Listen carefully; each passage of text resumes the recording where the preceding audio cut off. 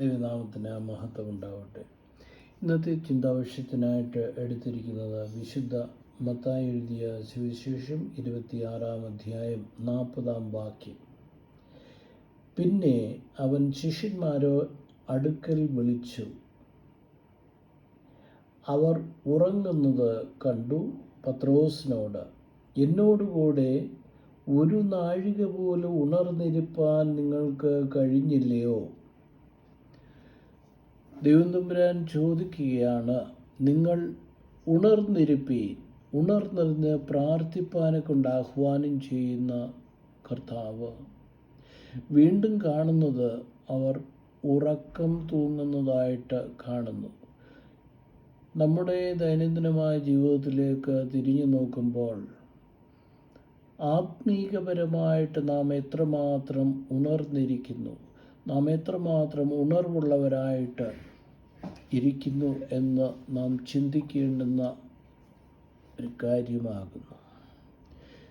നമ്മുടെ ജീവിതത്തിൽ നാം ദൈവ തിരുമുൻപാകെ ഉണർവുള്ളവരാണോ? നമ്മുടെ ആത്മീയ ജീവിതം എത്രമാത്രം ഉണർവുള്ളതാണ് എന്ന് നാം ഓരോരുത്തരും സ്വയം ചിന്തിക്കേണ്ടിയിരിക്കുന്ന കാര്യമാണ്. ഇത് നമ്മുടെ ജീവിതവുമായിട്ട് താരതമ്യം ചെയ്യുമ്പോൾ വളരെ അർത്ഥവത്തുള്ളതായ ഒരു തിരുവചനമാണ് ഉണർന്നിരിപ്പീൻ. നാം നമ്മുടെ ജീവിതത്തിൽ ഉണർവില്ലാതെ ഉറങ്ങിയിരിക്കുന്ന അവസ്ഥയിലേക്കാണ്.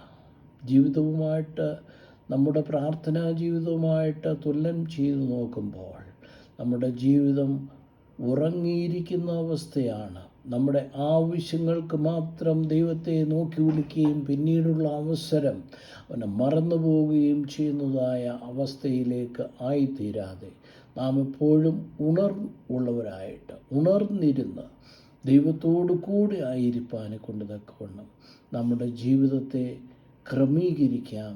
അതിനുവേണ്ടി നമുക്ക് പ്രയത്നിക്കാം.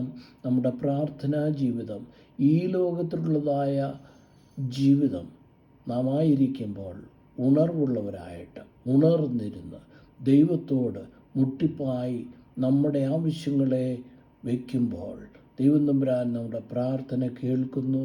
നമുക്ക് അനുഗ്രഹങ്ങളും കരുണയും അവൻ ചൊരിഞ്ഞ് തരുന്നു. നമ്മുടെ ജീവിതത്തെ സമൃദ്ധിയായി ദൈവം തമ്പുരാൻ അനുഗ്രഹിക്കട്ടെ. ആമേൻ.